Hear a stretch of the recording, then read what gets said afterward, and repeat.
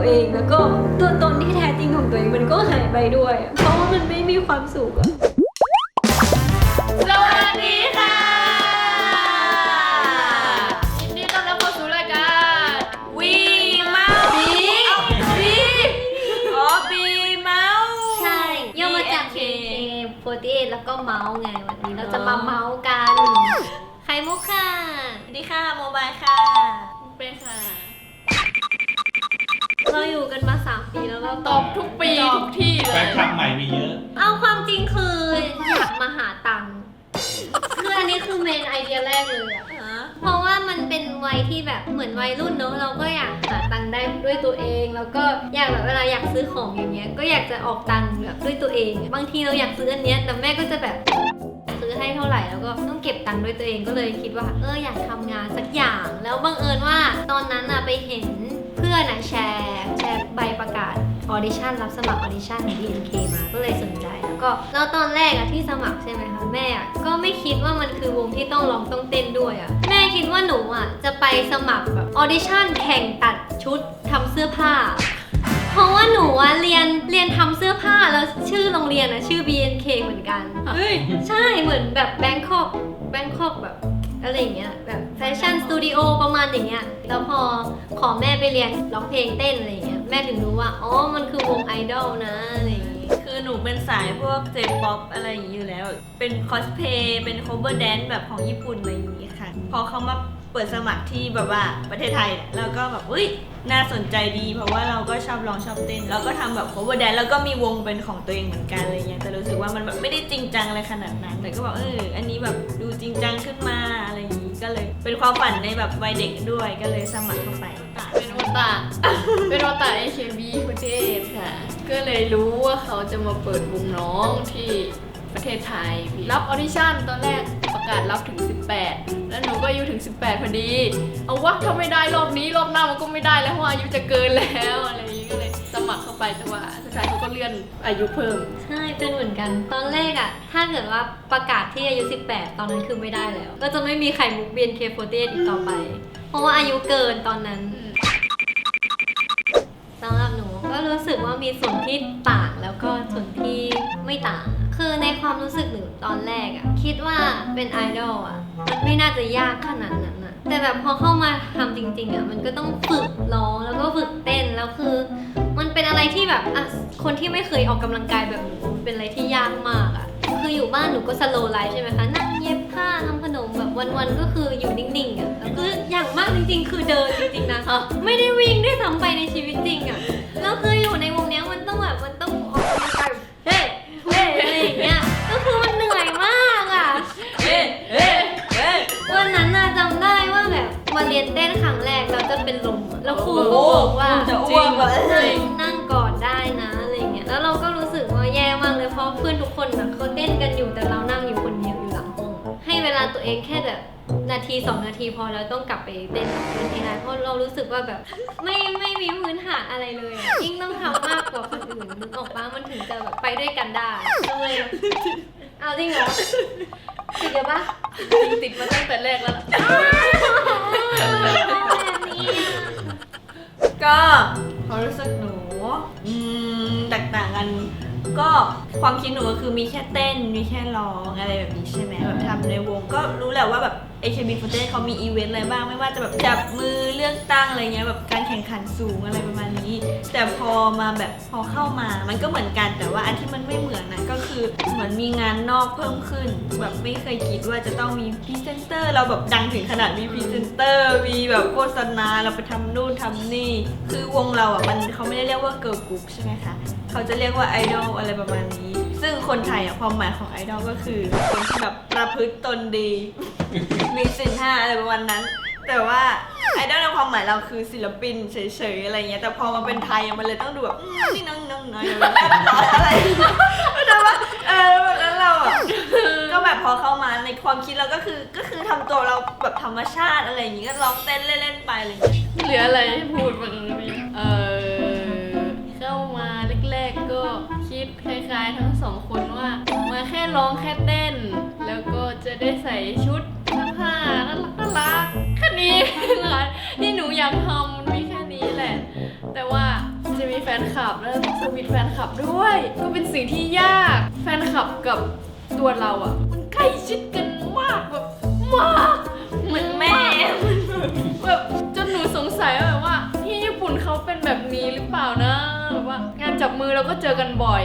ใช่ไหมคะจนแบบว่าสนิทกันแบบโอ้เดินมาจะตบหัวหรือถ้าตบหัวได้ตบแล้วอะไรอย่างเงี้ยพี่แบบต้องเอาใจเขาหน่อยใช่ไหมคะซึ่งหนูอะเป็นคนที่ชอบทำตามใจตัวเองหนูก็รู้สึกว่าแฟนคลับหนูเป็นคนใจกว้างแล้วที่ชอบคนอย่างหนูแล้วก็โอ้ไม่ได้แบบว่าจะมาคาดหวังแบบรับการเซอร์วิสอะไรจากหนูมากเลยก็ดีใจมากค่ะที่ทุกคนเป็นคนใจกว้างค่ะ การได้เล่นคอนเสิร์ตค่ะได้เล่นหลายคอนเสิร์ตมากๆหนูรู้สึกว่าถ้าไม่ได้เป็น BNK ก็คงไม่ได้ทำแขกรับเชิญในคอนเสิร์ตพี่เบิร์ดเนี่ยรู้สึกว่าถ้าเราไม่ใช่เป็น BNK เราก็คงไม่มีโอกาสจะได้ไปขึ้นนี้ใช่ไหมคะแล้วก็ชอบที่ได้เล่นคอนเสิร์ตของตัวเองด้วยของ BNK รู้สึกว่านี่แหละคือแบบว่าความรู้สึกที่หนูอยากจะสัมผัสมันตอนที่หนูก้าวเข้ามาเป็น BNK ผมรู้สึกบนเวทีคอนเสิร์ตนั้นที่มีคนดูทุกคนกำลังสนุกไปกับการแสดงของเราเนี่ยมีความสุขมากตอนนั้นประทับใจมาก ค่ะส่วนตัวหนูประทับใจไปญี่ปุ่น เอาไปญี่ปุ่นก่อนเลย ไม่เคยคิดว่าชีวิตนี้แบบจะได้ไปเที่ยวต่างประเทศอะไรอย่างเงี้ยซึ่งญี่ปุ่นก็เป็นประเทศที่แบบใฝ่ฝันที่อยากจะไปแต่พอเข้าแบบ BNK ประเทศมาเนี่ยระยะเวลาภายใน2 ปีอะไปญี่ปุ่นเกือบ10 ครั้ง น่าจะถึงแล้วอะไป10 ครั้งแล้วแบบแต่ละครั้งคือไม่ได้ไปเที่ยวนะคะไปทำงานไปทำงานไม่ได้เที่ยวกับอีกเรื่องหนึ่งเรื่องอะไรนะร้องเพลง ลืมแล้วเรื่องเกี่ยวกับร้องเพลงเหมือนเพื่อนบอกเฮ้ยร้องไม่เพราะอะไรแบบเนี้ยเราก็แบบชอบร้องเพลงอะไรอย่างเงี้ยแต่พอเข้าวงมาก็เหมือนมีคนแบบชมอะไรเงี้ยซึ่งแบบว่าเราก็ดีใจอะไรอย่างงี้เหมือนเราก็พัฒนาการร้องของเราแบบไปเรื่อยๆแล้วรู้สึกเหมือนมีคนมาฟังเราด้วยแบบมีให้กำลังใจให้เทคนิคอะไรเงี้ยซึ่งแบบดีใจมากเพราะว่าแบบได้ทำสิ่งที่เรารักด้วยแล้วก็เหมือนมีคนสนับสนุนเราตลอดด้วย ของหนูก็เป็นเรื่องที่การที่ได้ไปแสดงคอนเสิร์ตร่วมกับรุ่นพี่ AKB48 ที่ญี่ปุ่นนะคะได้รู้จักกับเมมเบอร์วงต่างชาติอื่นๆ เช่น JKT48 หรือว่าทีม AKB48 ทีม TP อะไรแบบนี้ก็รู้สึกว่าเป็นคนที่เขาเรียกว่าอะไรชอบเข้าหาคนต่างชาติ อีกเรื่องหนึ่งก็คือการที่ได้รู้จักกับพี่ลีนาเนาะเพราะว่าพี่ลีนาเป็นรุ่นพี่ที่แบบเก่งมากๆจริงๆอะคิดว่าถ้ามีไอดอลอะที่เมืองไทยอะคิดว่าพี่ลีนาคือ number one แล้วอะคือเขาเป็นสุดยอดไอดอลจริงๆแบบทุกอย่างเลยไม่ว่าจะเป็นเรื่อง performance หรือเรื่องแบบทัศนคติที่มีต่อวงไอดอลอย่างเงี้ยคือเขาแบบเต็มที่แล้วก็ทุ่มเทมากๆแล้วก็แบบเขามาเมืองไทยเพราะว่าอยากจะแบบช่วย BNK แบบทำให้ BNK แบบเป็นวงที่ดีขึ้นจริงๆแล้วก็รู้สึกว่าถึงเพลงเนี้ยพี่ลีนาอาจจะไม่ได้ขึ้นแสดงแต่เขาพร้อมที่จะช่วยเราตลอดเลยใช่ ไม่เล่าเองได้ไหมอะคิดว่าน่าจะเป็นช่วงแรกๆแล้วกัน ตอนที่ออดิชั่นอะคือหนูอายมากอะคือเป็นคนที่สโลว์ไลฟ์ใช่ไหมคะ แล้วคือเป็นคนที่ไม่กล้าแสดงออกมากๆอะแล้วตอนที่ออดิชั่นน่ะก็คือคนเป็น10อะเขามีอะไรมาโชว์แบบทั้งนั้นเลยอะแต่หนูว่าไม่มีเลย ถ้าไปดูแบบใน BNK เซ็นไปอะตอนออดิชั่นก็จะไม่มีของหนูเลย เพราะหนูอะทำแย่มากจริงๆ คือมันเป็นอะไรที่แบบทุเรศมากอะ คือมันน่าอายมากอะคือหนูอะเขาถามว่าเต้นเป็นไหมหนูก็จริงๆอะเต้นไม่เป็นตอนนั้นต้องมีสปิริตนิดนึงก็เลยเต้นเพลง Heavy Rotation นะคะแล้วจำได้มันจะมีท่อนไหนวะ Heavy Rotation อย่างนี้ใช่ไหมคะแล้วคือแบบก๊อบๆเงี้ยคือแขนมันแบบก๊อบไปตามกระดูกเลยอะเพราะว่า ไม่ได้ออกกำลังกาย ใช่ไม่ได้ออกกำลังกายแล้วพอเต้นอะมันก๊อกเสียงดังต่อหน้ากรรมการมาก จริงเหรอ Heavy ก๊อบคือมันน่าอายมากอะนี่คือเหตุผลที่เขาแบบไม่น่าจะเอาในส่วนออดิชั่นของคุณไข่ไปออกในรายการก็คือน่าจะเป็นเสียงก๊อกของกระดูกคุณไข่เองนี่แหละน่าอายมากเลยอะ สิ่งที่น่าอายของหนูก็คือไลฟ์ครั้งแรกของหนูค่ะ เพราะว่าตอนนั้นยังเป็นช่วง เป็นช่วงอะไรนะ เป็นช่วง แบบ ซึ่งแบบว่าทุกคนต้องมีช่วงนั้นเต้ มันก็ไม่ใช่ว่ามันไม่ใช่ฉันนะเข้าใจปะมันก็คือนี่ในเขาเรียกว่าอะไรมุมของคนที่อายอ่ะคือจริง ๆอ่ะเป็นคนที่อาย แต่ว่าอยู่ๆไปก็เป็นอย่างนี้ BNK หล่อๆให้ฉันเป็นอย่างนี้เว้ย ก็คือตอนเนี้ยอายมากที่เวลาใครเอาไลฟ์แรกอันนั้น มาเปิดดู หรือมาพูดถึง ซึ่งแฟนคลับชอบมาก อยากให้ปูเป้กลับไปเป็นแบบนั้นอีกครับอะไรอย่างเงี้ยก็แบบว่าไม่อยาก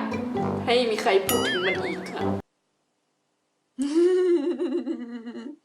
มีตู้ปลาละกัน คือหนูอะเมื่อก่อนเป็นสายญี่ปุ่นคือแต่งตัวรู้จักแบบคาร์ดิแกนปะเสื้อคาร์ดิแกนแขนยาวไหมพรมอะใส่แบบนั้นอะแบบกระโปรงแบบสาวญี่ปุ่นอะเขาจะแต่งตัวค่อนข้างแบบเรียบร้อยอะไรอย่างงี้ใช่ไหมแล้วก็จะมีติดโบตรงนี้นิดนึง แล้วทีเนี้ยหนูก็ใส่ตอนนั้นไปตู้ปลาจำได้เสื้อเหลืองอะ คือหนูก็ไม่ได้อายหรอกนะแต่จนกระทั่งเพื่อนทักอะเลยแบบ คือโมกายใส่ชุดเดรสสีเหลืองแล้วก็ติดโบว์สีเงินแล้วโบว์เป็นแบบเลื่อมๆแบบปิ๊บๆชุดอะไรวะ คือน่าอายมากทุกคนแล้วแบบเรื่องเราก็ติดแล้วก็เอ้ยเดสไม่บอกเป็น เหลือง ระดอกเลย ครบมาครบ1 2 3พี่นะสวยเก่ นี่ ง คือไอดอลที่แท้ทรู ใช่ ใช่ ถ้า BNK เป็นแบบพี่ดีนะได้ทุกคนก็คือบราโว ก็คือเป็นเกิร์ลกรุ๊ปไปเลย แบบว่าสุดยอดเป็นเก่งน้องเก่งเลย ขอบคุณสำหรับความใจกว้างเสมอมานะคะ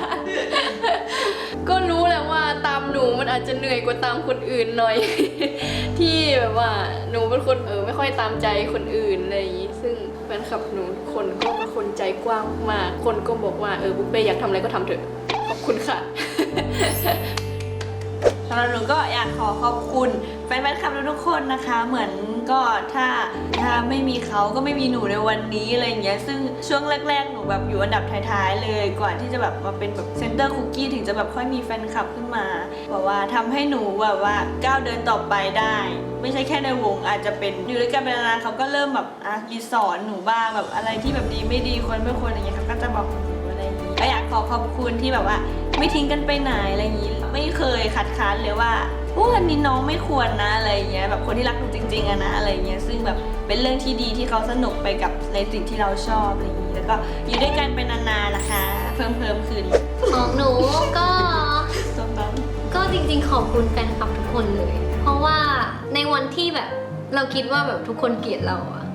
แต่คนที่แบบยังรักเราอยู่อะมันก็มีแต่ว่าแล้วก็คอยให้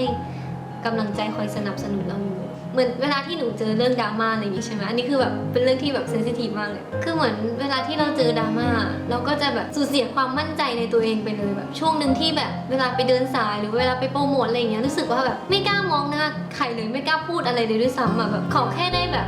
อยู่ในที่ของตัวเองแบบเซฟโซนแบบให้ได้เต้นให้ได้ร้องอะไรอย่างเงี้ยก็มีความสุขแล้วแบบอยากให้ต้องทำอะไรอีกเลยคือในความรู้สึกตอนนั้นคือแบบรู้สึกว่าตัวเองแย่มากเลยนะแบบเขาเรียกว่าอะไรอะไม่มั่นใจในตัวเองแล้วก็ตัวตนที่แท้จริงของตัวเองมันก็หายไปด้วยอะเพราะว่ามันไม่มีความสุขอะพอมางานจับมือครั้งล่าสุดเนี่ยก็มีแฟนคลับคนหนึ่งแบบรู้สึกประทับใจมากเลยคือ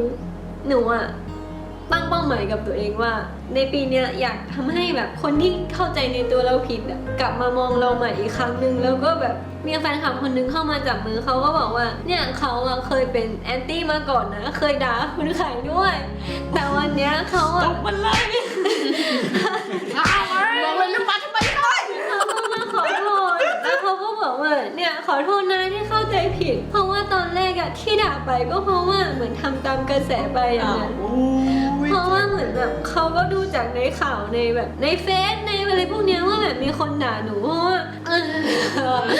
แล้วแฟนคลับหนูเขาก็บอกว่าเนี่ยสู้ๆนะแบบก็เป็นตัวของตัวเองเข้าไว้แล้วก็กลับมาเป็นไข่มุกคนเดิมให้ได้อะไรอย่างเงี้ยหนูก็เลยอยากจะทำให้คนอื่นเข้าใจหนูใหม่แบบลองเปิดใจให้หนูบ้างแล้วก็หนูรู้สึกว่าการที่หนูแบบกลับมารีเซ็ตตัวเองในครั้งเนี้ยมันพลังของแฟนคลับมันทำให้เรากลับมาคิดได้ว่าที่แท้จริงนะเราต้องการอะไรเรามีความสุขไหมอะไรอย่างเงี้ยนะคะแค่นี้แหละก็หมดไปแล้วนะคะกับรายการ B Mouse ค่ะ